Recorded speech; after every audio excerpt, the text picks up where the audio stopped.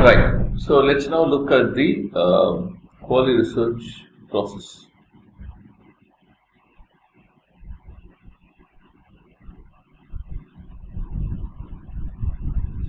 So step one, we have to decide whether we want group discussions or whether we want depth interviews, and within that, how many group discussions, which cities do we need it, and what kind of response do we need it, and so on and so forth. So basically decide on the study approach and the study specifics. Draw up the discussion guide, the equivalent of the questionnaire in qualitative research. Step 3, or we can call this 2A, you can call this 2B, recruit the respondents. So this is a very, very typical market research term. The recruit the respondents really means we identify the respondent who meets the definition of our target group. So let's say we want to interview people who have a Samsung color TV at home. So we identify people who have a Samsung color TV at home. Then we talk to them, and then we say, will you please participate in the study? And when they agree, that's when the recruitment is completed. So recruitment is a very, very market research term, where we identify the people who fit the correct term, correct definition, and we persuade them to participate in the market research study. So we have to recruit the respondents, and then we have to bring them to wherever the group discussions happen. So these days we are doing online group discussions, but still certain things work better in a face-to-face environment. People sitting around a table and talking to each other is far more effective in a day than doing it online. So especially group discussions, it works better in a physical venue. Depth interviews can still work quite successfully online, very successfully in fact. When it comes to depth interviews, it doesn't really matter if you're doing it online or if you're doing it face-to-face, but in group discussions, face-to-face still makes a difference. Right? And then once we have done the discussion, we have to do the transcription. I already explained what the terms mean. Verbatim, write down whatever is there on your file. There is something called content analysis. Content analysis really means go into what people have said and summarize what they are saying. Are they saying something positive? Are they saying something negative? Are they saying something about the taste of the product, or the aroma of the product, or the brand name connotation, or are they talking about the packaging, so on and so forth? So understand the content of what they are saying and interpret the CA. The CA is basically content analysis. Interpret the CA and write the report with the appropriate interpretations. This is basically the process of qualitative research, right? Let's go forward. So repeat, we do not use a questionnaire here, we use a discussion guide, right? A questionnaire is a blueprint. It is like a horse wearing blinkers. Exactly the person has to follow the flow and ask the questions in the same wording. So it has to be followed very, very strictly like a horse wears blinkers. But a discussion guide is just a broad guide. It gives a great degree of freedom to the moderator to change the flow of the questions. They can go from here, there, come back. They can reword the questions which is suitable. They can use language which the respondent is more comfortable with. So the questionnaire assumes that the interviewer is not a very skilled person, and the questionnaire is drafted in such a fashion that if there is no human interface, even a computer can deliver an interview. So it is completely automated process. Whereas a discussion guide necessarily requires a human being, and not just any human being. It requires a very, very skilled person called a moderator, not an interviewer. Right? It's a highly skilled job. So how do we decide how many group discussions we have or how many depth interviews we have? Now, in quantitative research, there are specific rules for sample size determination. Those rules do not apply here. Right? There are no statistical rules here. Now, one common sense method that can be used is we break down the sample definition into cells. Now, for example, let us say our target group definition is socio-economic class A and B, and people aged 25 to 45. And let's say we're talking about jewelry, and we're talking about women. So, socio-economic class ACC A and B, A or B. Women aged 25 to 45. And let's say we're doing this in two cities, say Chennai and Bangalore just for example. Let us say we're talking about group discussions.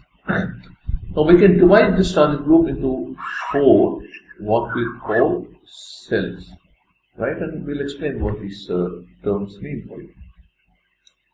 So cell 1 is the women who are aged 25 to 35 and belong to SEC A. Cell 2, women who are aged 36 to 45, still SEC A. Cell 3 is 25 to 35 again, but B. And cell 4 is 36 to 45 again, and cell B.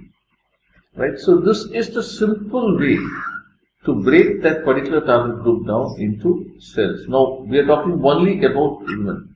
If our target group had men and women, then we would have 4 with women and 4 with men, and you may end up with 8 cells. Right? So this is the way this goes. And then within this, we can break it up between Bangalore and Chennai. Right? This is the logical, commonsensical way to go about deciding the sample size. We can also do, instead of 4, we can end up with 6 cells, where SEC A itself is broken as A++, which is super rich, super educated, super high income people, and ordinary SEC A people. But this is a more commonly used and a simpler route as well. Now that we have decided that there are 4 cells in this situation, we can go with a study design which goes like this. We will have one group discussion in Chennai in cell 1. We'll have one more in Chennai in cell 2. Therefore, we end up with 8 group discussions. 4 cells into 2 group discussions per cell, one in each city. And therefore, 8 group discussions in all. But if this becomes too big a study, maybe because there's not enough time for the study, or maybe because there's not enough budget for the study, we can say this cell is filled up here, these 2 are blank, and this cell is filled up here, these 2 are blank, and this cell is filled up. So we still have 1, 2, 3, 4. We end up with just 4 group discussions here. Right? So both are correct. Is either of them more than the other? Well, this is better, but this is not necessarily worse, right? It is probably good enough to decide. The key to remember in qualitative research sample size determination is to ensure that we want to capture as much diversity in opinion as possible. There are no statistical rules, but we need to have a large enough sample size for us to feel confident that we have probably captured all the various kinds of opinion which are there in the market, all the various kinds of brand buying patterns which are there in the market. So academic researchers, PhDs, use a different word for what I'm saying. They say when we are confident that we have reached saturation information, that is the point. Saturation means there's nothing new to learn. We have learned whatever there is to learn.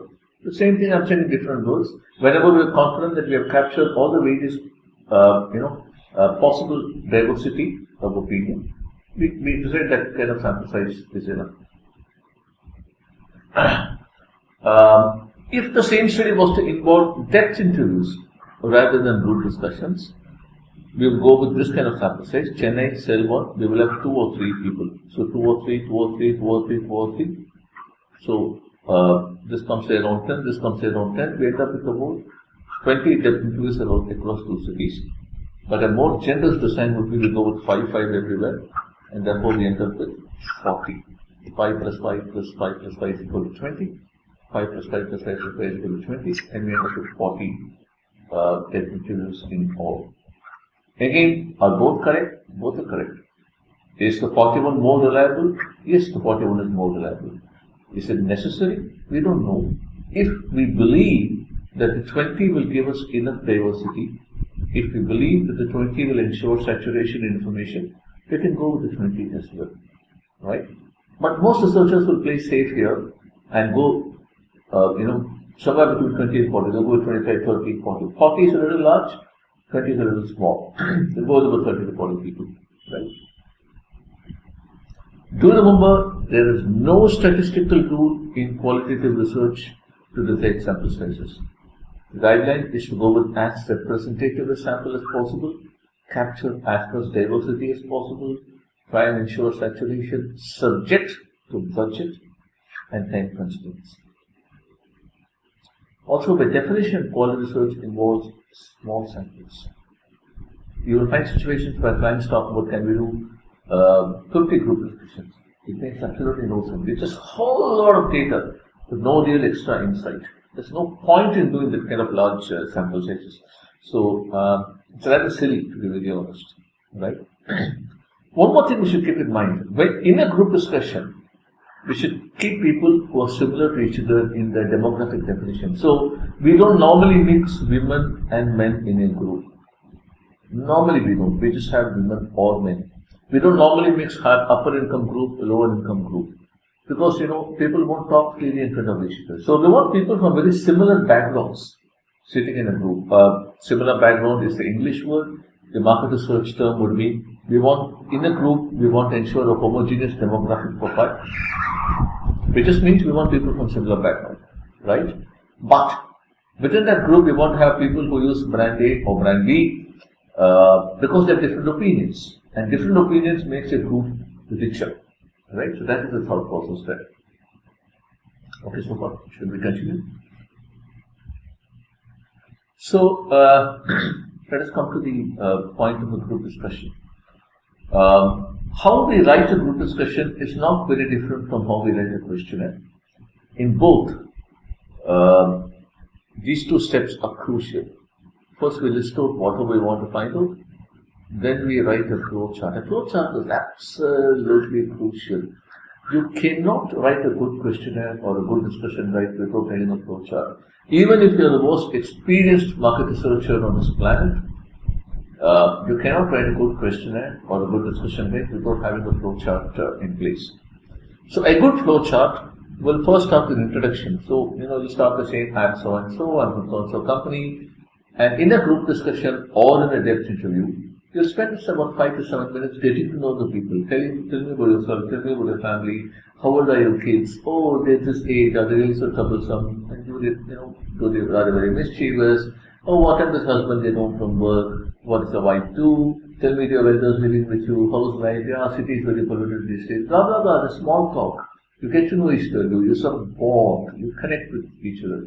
Because that makes people open up with you and talk more comfortably going forward. Then you start with some very simple questions. By the way, we are talking about cooking oil today. Can you tell me what kind of cooking oil do you use? What kind of dishes do you make at home? Which brands do you use? So on and so forth. Then we come to the core study, core questions. There's a real meat of the research. Why we are doing this research? Why do you use this particular brand? What does the brand stand for in your mind? Why don't you use some other brand? How can we make you buy some brand? Etc. etc. etc. And then you wind up. You ask some simpler questions once again, specific clarifications. Most depth interviews will last for about 30 minutes max, maybe 40 minutes max. Some respondents are very comfortable with 40-45 minutes of talking, but most of them get restless after about 25 minutes or so. Most group discussions will last for between 60 and 75 minutes, right? Again, sometimes it goes to an hour and a half. But people tend to get restless after an hour and a quarter. They sort of get tired. They sort of get, okay, I need to go home. There are things to attend to. I need to get back to work. So these are the optimal lengths that we can talk about.